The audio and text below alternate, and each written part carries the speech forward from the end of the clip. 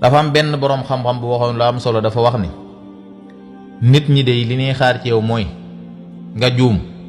def lu bon ñu tasaare ko ba ñëpp jot, waaye nee na yàlla moom li muy xaar ci yow mooy boo juumee nga jéggulu ko mu jéggal la. allahu akbar. waxam jii de dafay mel ni ñu bari tàbbi nañ ci, ndax nit ñi day mel ni tasaare lu bon moo leen gënal tasaare lu baax. dangay xam nit xam ko ci lu baax guddeeg bëccëg mu cay dox di ca wax jeexal ca waxtoom yépp, yàlla mi dara tawut nattoo ko mu def benn bu bon nga fàtte mboolem yu baax yam defoon yépp. ba doon téeméer yu baax la def, benn bu bon boobu mu def dina tax nga fàtte téeméer yépp. te mën naa am day moom mi ngay taxawoo noonu lébalu la loolu, ndax yàgg na laa taxawu, yàgg na laa defal teraanga, yàgg na laa defal lu ne, yàgg naa sang sa der,